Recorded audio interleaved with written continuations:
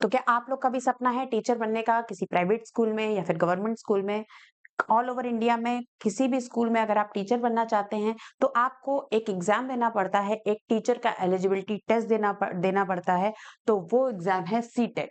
आज हम बात करेंगे सीटेट की, central test teacher eligibility test की।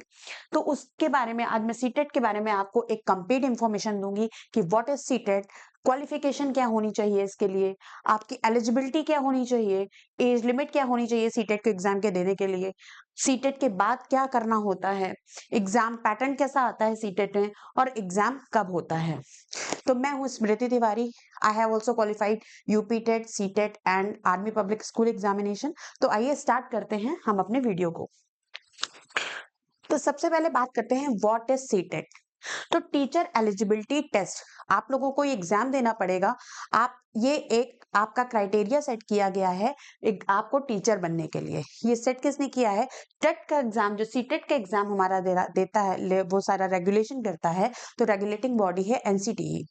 तो ये दो तरीके के एग्जाम होते हैं, एक सेंट्रल लेवल पे और एक आपका स्टेट लेवल पे। जो सेंट्रल लेवल पे होता है उसको सीटेट कहते हैं, सेंट्रल टीचर एलिजिबिलिटी टेस्ट। और सेकंड इज स्टेट टेट, जिसमें आपके अलग अलग स्टेट में अलग अलग एग्जाम होते हैं। जैसे उत्तर प्रदेश का है यूपी टेट, हरियाणा का है एस टेट। इस टाइप से हर एक स्टेट में एग्जाम्स होते हैं। तो आज जो ये हमारा वीडियो है पूरा ओरिएंटेड है सीटेट पे। तो सीटेट की बात करते हैं। अगर आपको किसी भी प्राइवेट स्कूल में या फिर किसी भी गवर्नमेंट स्कूल में टीचर बनना है, डिपेंड करता है आपको टीचर कैसा बनना है। क्या आपको जूनियर लेवल का टीचर बनना है या आपको प्राइमरी लेवल का टीचर बनना है? तो उसके लिए सीटेट का एग्जाम आप देंगे। अगर आपको प्राइमरी टीचर बनना है, प्राइमरी टीचर होता है क्लास 1 टू 5th तक। अगर आपको टीचर बनना है तो आपको कौन सा एग्जाम क्वालिफाई करना है, उसके लिए एलिजिबल क्या होना है। जूनियर अगर आपको देना है एग्जाम, जूनियर टीचर बनना है, तो आपको जूनियर टीचर मतलब 6 टू 8 क्लास तक का आपको टीचर बनना है, तो आप लोगों को कौन सा एग्जाम देना है, इसके बारे में बात करते हैं। तो सीटेट का एग्जाम दो लेवल में होता है, लेवल 1 एंड लेवल 2। लेवल 1 और लेवल 2। तो लेवल 1 क्या है? लेवल 1 वही है पेपर 1, और लेवल 2 मतलब पेपर 2। तो पेपर 1 कौन से स्टूडेंट्स दे सकते हैं, पेपर 2 कौन से स्टूडेंट्स दे सकते हैं, इस पे आज बात करते हैं। तो क्या ये हम लोग ग्रेजुएशन के बाद दे सकते हैं? क्या ये हम 12th के बाद दे सकते हैं? इसकी एज लिमिट क्या है? तो सबसे पहले मैं बता दूं, इसकी एज लिमिट आपका मैक्सिमम कोई भी क्राइटेरिया नहीं है। आप मैक्सिमम लिमिट नहीं है इसमें, लेकिन आपको 18 प्लस अगर है तो आप ये एग्जाम दे सकते हैं। अब बात आती है प्राइमरी और जूनियर टीचर बनने के लिए। इसके लिए क्या होता है, दो एग्जाम्स होते हैं आपके, पेपर 1 और पेपर 2 के। पेपर 1 में प्राइमरी टीचर बनते हैं। अगर आप पेपर 1 को क्वालिफाई करते हैं सीटेट के, तो आप एक प्राइमरी टीचर बनेंगे, मतलब क्लास 1 टू 5th तक के स्टूडेंट्स को आप पढ़ाएंगे। इसके लिए क्या एलिजिबिलिटी चाहिए? आपको एक तो 12th पास होना चाहिए विथ 50% मार्क्स, और इसके साथ आपको क्या करना है? डीएलएड। डीएलएड मतलब डिप्लोमा करना है आपको, ठीक है, डिप्लोमा इन एलिमेंट्री एजुकेशन। या फिर आप 12th आपका क्लियर हो विथ 50% और आपका क्या हो? बीएलएड हो। बीएलएड मतलब बैचलर इन एलिमेंट्री एजुकेशन। उसके बाद या फिर 12th में आपके 50% मार्क्स हो और आपने डीएड किया हो, diploma in education with special education, ठीक है। इसके बाद या फिर अगर आप एनसीटी की एक गाइडलाइन आई कि अगर आपके 12th में 50% नहीं है, तो ऐसा नहीं कि आप नहीं दे सकते। अगर 45% भी है और आपका डीएलएड है, तो भी आप पेपर 1 के लिए एलिजिबल है देने के लिए। अगर आपने इसमें से कोई भी एग्जाम्स दिए हुए, मतलब 12 प्लस डीएलएड है, 12 प्लस बीएलएड है, 12 प्लस डीएड है या 12 प्लस डीएलएड है विद मिनिमम परसेंटेजेस, तो आप प्राइमरी टीचर बनने के लिए एलिजिबल है। आप सीटेट का एग्जाम दे सकते हैं पेपर 1 का। अब बात आती है जूनियर लेवल का टीचर बनने के लिए, मतलब 6 टू 8 के बच्चों को लिए टीचर बनने की। उसके लिए आपके लिए क्या क्राइटेरिया है?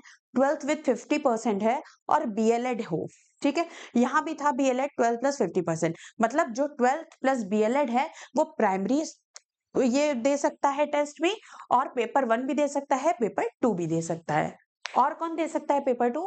12th में जिसकी 50% हो, प्लस बीए बीएड हो या बीएससी बीएड हो, ठीक है। इसके बाद ग्रेजुएशन में 50% हो और डीएलएड हो। ठीक है, ग्रेजुएशन या पीजी में 50% हो प्लस बीएड किया हुआ हो, या फिर ग्रेजुएशन में 50% हो और बीएड किया हो स्पेशल एजुकेशन में।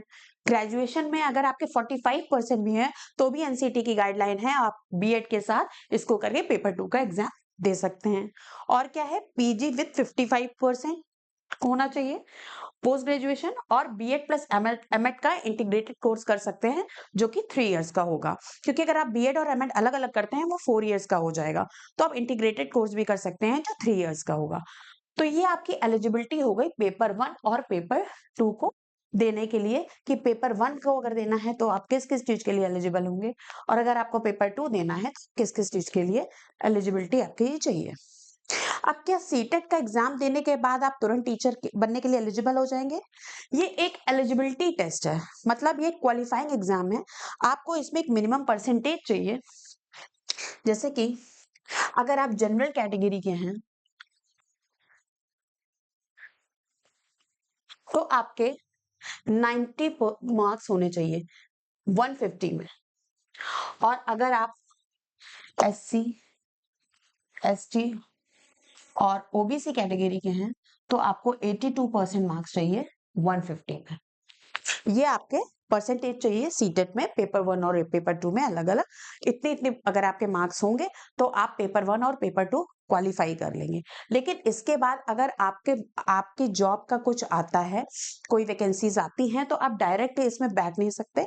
ये सिर्फ क्वालिफाइंग एग्जाम है। अगर आपके इतने होंगे तो आपको एक सर्टिफिकेट मिलेगा कि आपने सीटेट क्वालिफाई किया है, आइदर इन पेपर 1 और पेपर 2।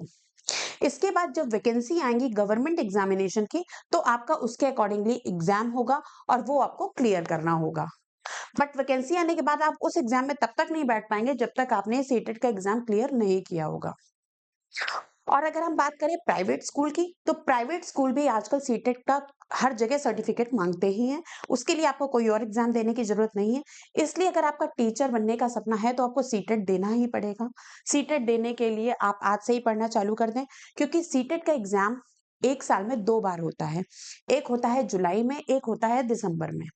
तो आपके पास 2 अटेम्प्ट्स होते हैं, और इस एग्जाम को देने के लिए आप एलिजिबल हो जाते हैं आप जैसे ही बीएड में एडमिशन लेते हैं। मतलब आप अपीयरिंग में भी हैं इनमें से किसी भी कोर्स में, चाहे वो डीएलएड हो, चाहे बीएलएड हो, चाहे बीएड हो, किसी भी एग्जाम आप में आपने एडमिशन ले लिया है। मान लीजिए आपने बीएड में एडमिशन लिया, आपने बीएड में जैसे ही एडमिशन लिया आप एलिजिबल हो गए किस चीज के लिए, सीटेट के एग्जाम के देने के लिए फ्रॉम डे 1।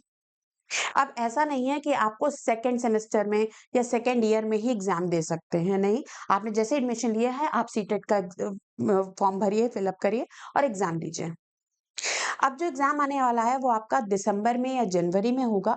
उसके लिए फॉर्म आपके सितंबर से आ जाएंगे, तो आप सितंबर में फॉर्म फिलअप करिए और सीटेट के लिए आप पढ़ाई स्टार्ट करिए और सीटेट का एग्जाम क्वालिफाई करिए।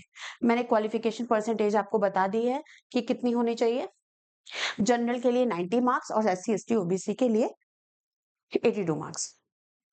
तो ये आपके इंफॉर्मेशन के लिए वीडियो था फॉर सीटेट एग्जामिनेशन। आगे भी इसी तरीके के इंफॉर्मेशन के लिए हमसे जुड़े रहिए और हमारे चैनल को सब्सक्राइब करिए। Thank you.